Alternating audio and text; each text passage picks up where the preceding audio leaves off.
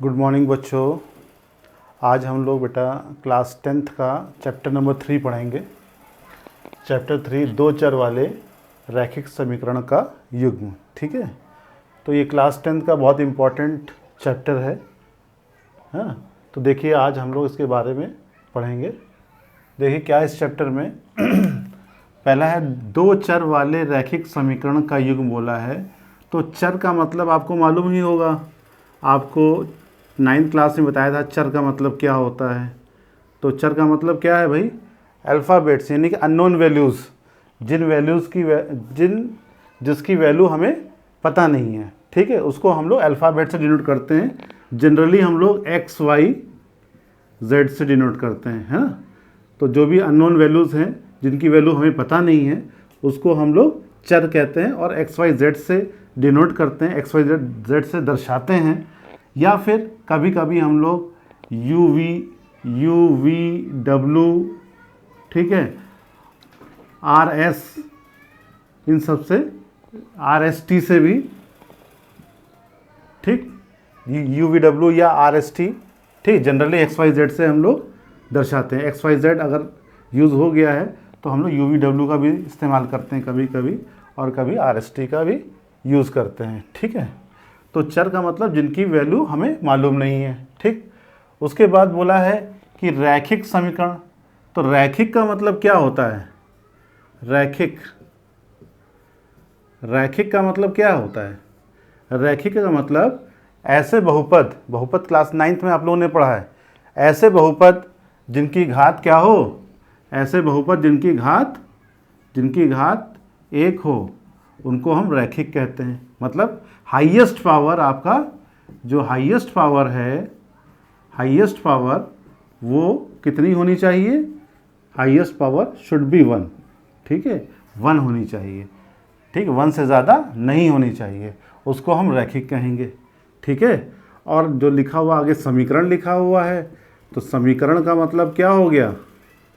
समीकरण का मतलब जहाँ पर बराबर का निशान हो, इक्वल टू का निशान हो, उसको समीकरण कहते हैं। ठीक है, चर, ठीक है, क्या लिखा? दो चर वाले, मतलब दो चर होने चाहिए, एक्स वाई होगा या फिर वाई जेड होगा, या यू वी होगा या वी डब्ल्यू होगा, कोई भी दो चर होंगे उस समीकरण में। ठीक है, और उसकी पावर क्या होगी? 1 होगी, हाईएस्ट पावर 1 होगी, इक्वल टू का निशान लगा होगा। और युग्म जो लिखा हुआ है, युग्म मतलब पेयर, इंग्लिश में पेयर कहते हैं या जोड़े कहते हैं। ठीक है, ठीक, तो दो इक्वेशन एक साथ आएंगी। ठीक है, तो सबसे पहले हम लोग रैखिक की बात करें, रैखिक समीकरण की बात करते हैं पहले, फिर हम लोग उसके युग्म के बारे में बात करेंगे। ठीक, तो पहले रैखिक समीकरण समझ लेते हैं। ठीक, इतनी बात आपको क्लियर हो गई होगी। अब जो रैखिक समीकरण है, तो फॉर एग्जांपल एक एग्जांपल बता देते हैं आपको हम। जैसे लिखा हुआ है 2x + 3y, ठीक है, 2x + 3y is equal to लिखा दो निशान, इक्वल टू, ये रैखिक है मतलब पावर 1 भी है, और दो चर वाले मतलब एक्स वाई भी है। ठीक है, और बराबर का निशान भी है। ठीक है, तो दो चर वाले रैखिक समीकरण, इक्वल टू कुछ भी हो सकता है, 0 हो जाएगा, 5 हो जाएगा, कुछ भी लिखो। ठीक है, सपोज 5 है। क्लियर है? तो ये क्या है? ये दो चर वाला रैखिक समीकरण है। युग्म अभी नहीं, ये रैखिक समीकरण है। तो रैखिक समीकरण या x + 2y = 0 भी लिख सकते हैं। ठीक है, 3x - 4y + 9 = ऐसे भी लिख सकते हैं। ज़रूरी नहीं अचर पद इधर लिखा हो, अचर पद इधर भी लिखा हो। ठीक है, तो भी हो सकता है। तो ये सब क्या है? रैखिक समीकरण है। ठीक है, तो रैखिक समीकरण का जो व्यापक रूप है, तो व्यापक रूप क्या है? व्यापक रूप, इसका व्यापक रूप क्या है? General form. ठीक है, ax + by + c = 0, ये व्यापक रूप है। इस रूप का ही समीकरण होना चाहिए। जो भी क्वेश्चन लिखेंगे इसी रूप में आपको लिखना होगा। यहाँ आप देखें a b c क्या है? a b c क्या है? ये अचर हैं। क्या हैं? अचर हैं। ठीक है, अचर संख्याएं, कोई संख्याएं हैं। अभी हमने बोला था एक्स चर को हम अल्फ़ाबेट से डिनोट करते हैं, लेकिन कुछ अचर ऐसे हैं जिनको हम अल्फ़ाबेट से डिनोट करते हैं। कौन कौन से अचर हैं वो अचर कुछ अक्षर ऐसे हैं कौन से जिनको अल्फ़ाबेट से डिनोट करते हैं, ए हो गया, बी हो गया, सी हो गया, डी हो गया, ई हो गया, एफ हो गया, के हो गया, पी क्यू हो गया। ठीक है, जनरली इनसे ये जो लेटर्स हैं इनका काम क्या है, अचर पद को डिनोट करना, अचर पद को दर्शाता है। ठीक है, कोई संख्या दर्शाता है।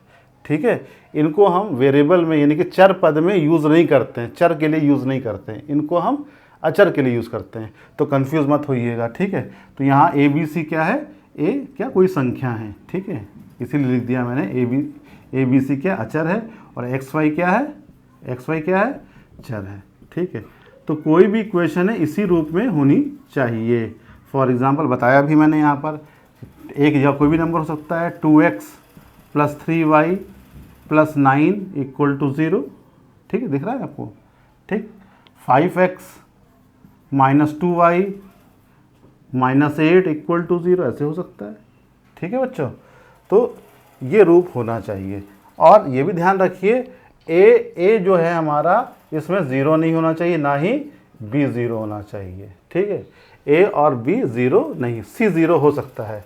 ठीक है, मतलब x वाला जो कोफिशिएंट है, x का जो गुणांक है वो 0 नहीं हो सकता है, ना ही y का गुणांक 0 हो सकता है, लेकिन c का गुणांक 0 हो सकता है। ठीक है, जो ऐसे लिखा है, मान लीजिए 3x + 4y लिखा हुआ है, अब = 0। देखिए यहाँ अचर पद नहीं है।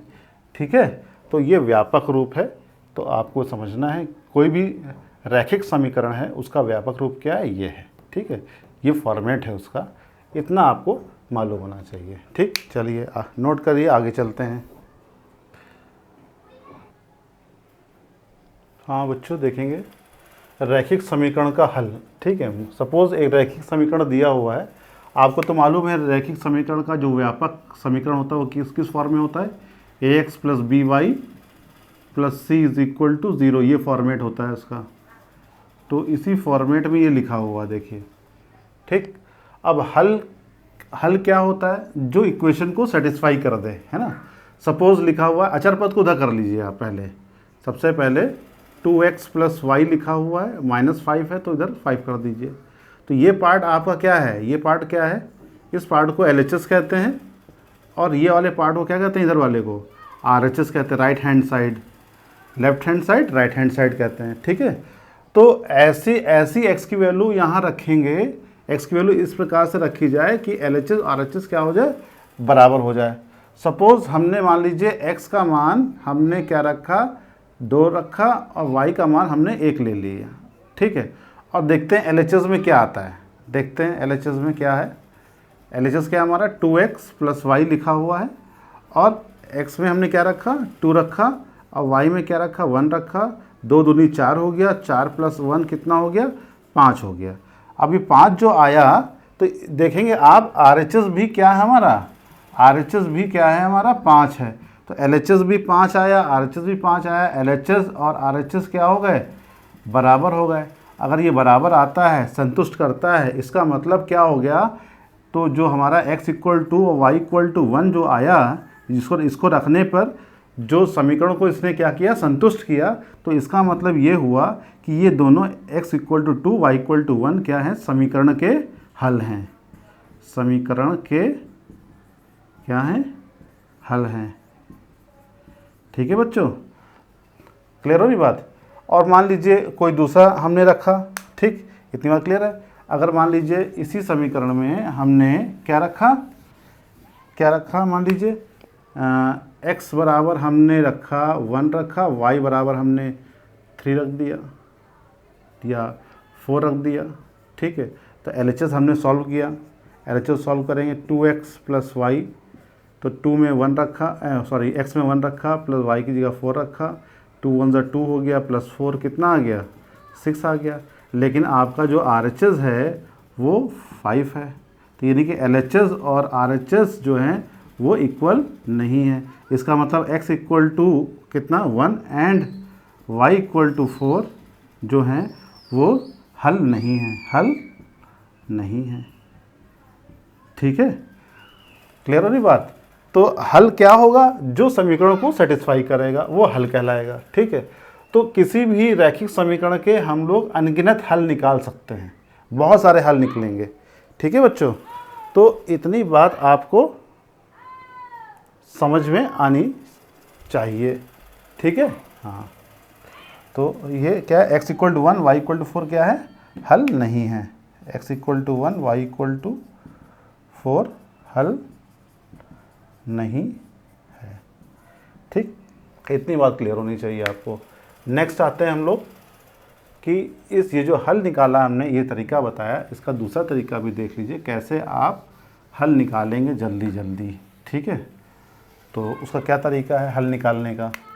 सपोज़ आप इसको किसी एक को सब्जेक्ट बना लीजिए, या y इक्वल टू बाकी y को इधर रखिए, बाकी सबको उधर भेज दीजिए। एक वेरिएबल को इधर रखिए, बाकी सबको ट्रांसफ़र कर दीजिए। 5a + 5 हो जाएगा इधर, ठीक है। ये 2x प्लस का इधर जाएगा -2x हो जाएगा, ठीक है। और यहाँ पर एक बॉक्स बना लीजिए, यहाँ लिखिए x, यहाँ लिखिए y, ठीक है। ऐसे बहुत सारे हल निकल आएंगे। और सपोज़ मान लीजिए आपने यहाँ 1 रखा, अपनी मर्ज़ी से कोई छोटा नंबर ले लीजिए। सपोज़ आपने x के प्लेस पे क्या रखा, 1 रखा, तो देखेंगे अगर x प्लेस पे 1 रखेंगे यहाँ पर y की वैल्यू क्या आएगी, 5 - 2 × 1, तो 5 - 2 1 क्या 2, यानी कि y की वैल्यू क्या आ गई 3, तो y का मान क्या आ गया 3। एक हल ये हो गया 1 और 3। दूसरा हल क्या है, मान लीजिए x के प्लेस पे आपने 2 रखा, x के स्थान पे अगर आपने 2 रखा तो y का मान क्या आएगा, y इक्वल टू क्या 5 - 2 × 2, क्योंकि x के स्थान पे 2 रखा आपने, तो हमने भी x के स्थान पे 2 रख दिया, तो 5 - 2 2 क्या हो जाएगा 4, y की वैल्यू क्या आ गई 1 आ गई, तो यहाँ y की वैल्यू 1 आ गई, ठीक है। अगेन मान लीजिए x की वैल्यू आपने 3 रखी, तो y की वैल्यू क्या आ गई, तो x की वैल्यू 3 रख दीजिए यहाँ पर, ठीक है। 2x था ना यहाँ पर, 5 - 2 × 3, तो यानी कि 5 - 2 3 6 कितना आ गया -1 आ गया। तो इस प्रकार से बहुत सारे हल हम निकाल सकते हैं, ठीक है। तो 1, 3 एक हल हो गया, ठीक। पहले x लिखना है फिर y लिखना है आपको। फिर 2, 1 एक दूसरा हल हो गया, 3, -1 ये तीसरा हल हो गया। ऐसे हम बहुत सारे हल किसी भी समीकरण के निकाल सकते, किसी भी रैखिक समीकरण के हम बहुत सारे अनगिनत हल निकाल सकते हैं, ठीक है बच्चों। तो ये बात हल निकालना आपको 9th क्लास में सिखाया गया था, लेकिन आपको क्लास 10th में भी इसका यूज़ करना है, इसलिए आपको आना चाहिए, ठीक है। चलिए आगे चलते हैं कि रैखिक समीकरण देखिए क्या दर्शाता है। रैखिक समीकरण क्या दर्शाता है, एक किसी रेखा को दर्शाता है। रैखिक समीकरण हमेशा ग्राफ पर जो है एक रेखा को दर्शाता है, ठीक है।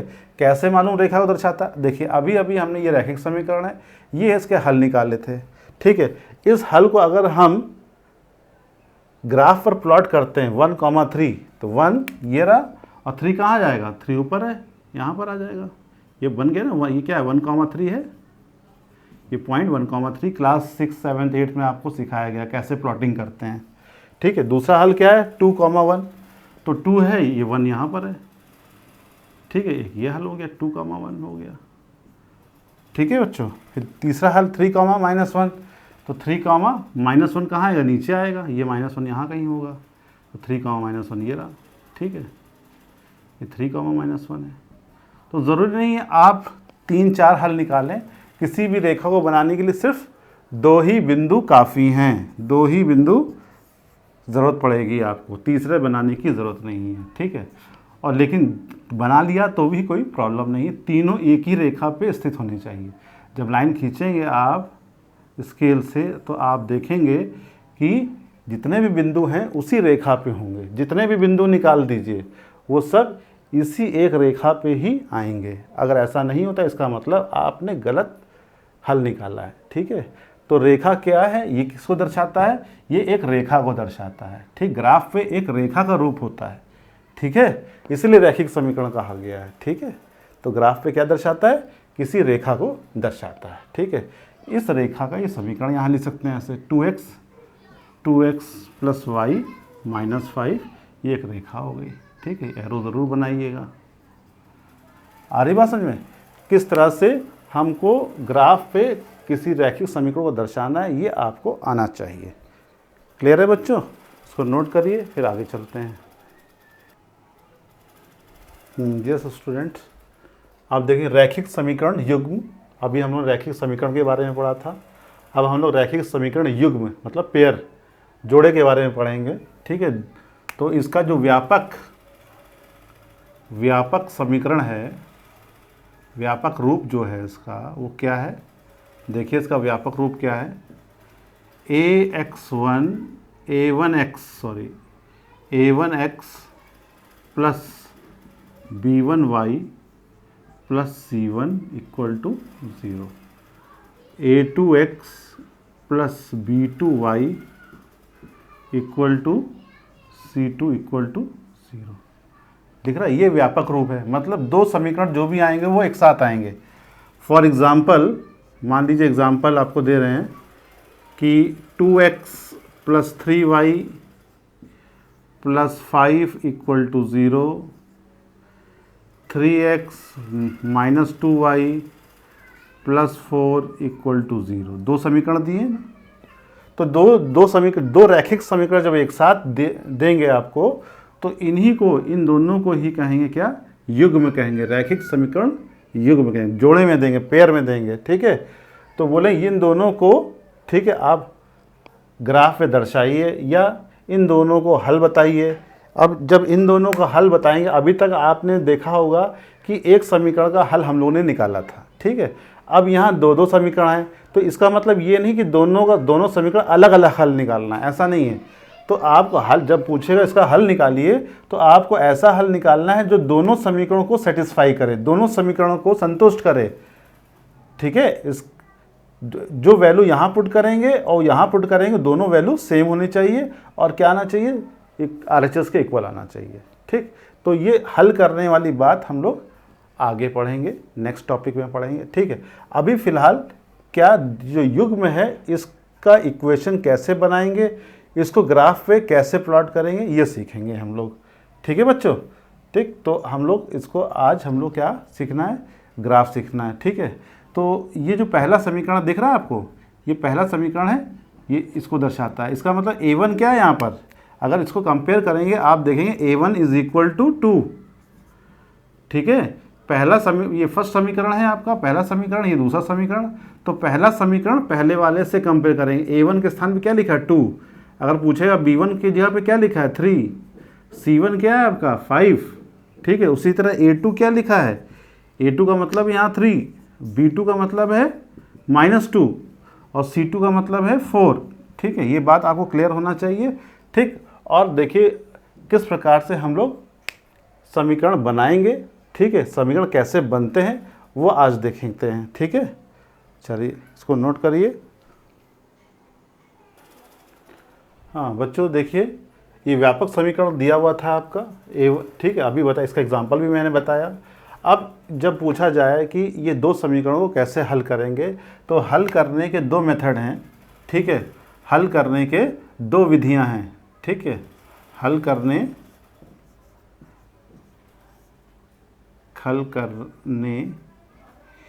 की विधियां क्या विधियां हैं। पहली विधि है कौन सी, ग्राफीय विधि, ग्राफीय यानी कि ग्राफिकल, इंग्लिश में क्या बोलें, ग्राफिकल मेथड, ठीक है। इसको ज्यामितीय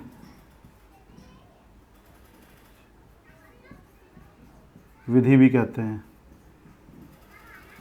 ठीक है, ज्योमेट्रिकल मेथड, ज्योमेट्रिकल मेथड भी कहेंगे इसी चीज़ को, ठीक। और दूसरी विधि है बीजगणितीय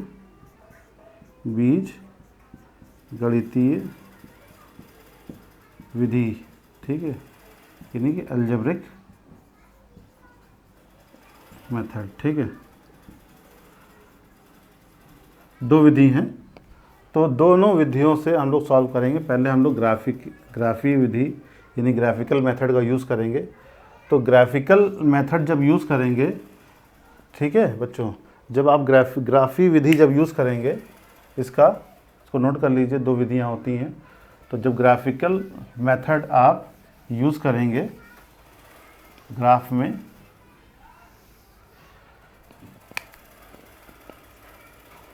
ग्राफीय विधि जब भी आप यूज़ करेंगे तो क्या होगा, तो ग्राफ कैसा दिखेगा, या दो रेखाएं बनेंगी। आपको बताया मैंने, दो रेखाएं होती हैं, a1x plus b1y plus c1 equal to 0। दूसरी रेखा है a2x plus b2y plus c2 equal to 0। बताया मैंने आपको, दो रेखाएं होती है। तो दोनों रेखाएं को जब आप ग्राफ पे दर्शाएंगे तो दोनों रेखाएं क्या होंगी, एक दूसरे को क्या करेंगी, प्रतिच्छेद करेंगी। ठीक है, प्रतिच्छेद को इंग्लिश में क्या कहते हैं, इंटरसेक्ट। ऊपर ले देते हैं, इंटरसेक्ट। ठीक है, तो क्रॉस करेंगी, एक ऐसे जाएगी तो दूसरी ऐसे, एक दूसरे को क्रॉस करेगी, प्रतिच्छेद का मतलब है। ठीक, या फिर अगर प्रतिच्छेद नहीं करेंगे तो क्या करेंगे, दोनों रेखाएं क्या होंगी, समांतर होंगी। ठीक, ये भी हो सकता है। समांतर मतलब कि एक ऐसे जा रहा है, दूसरे उसके समांतर, काटेंगे नहीं, पैरेलल इंग्लिश में कहते हैं, पैरेलल। ठीक है, समांतर जाएंगे, रेल की पटरी की तरह। तीसरा, दोनों रेखाएं क्या हो सकती हैं, दोनों रेखाएं क्या होंगी, संपाती। संपाती इंग्लिश में कॉन्साइड कहते हैं, कॉन्साइड। ठीक, संपाती का मतलब एक के ऊपर एक, ये दूसरी एक रेखा है, इसी के ऊपर दूसरी रेखा। ठीक है, जो रेखा बनाए उसी के ऊपर दूसरी रेखा बन जाएगी, उसको संपाती कहते हैं। तो 3 पॉसिबिलिटीज़ हैं।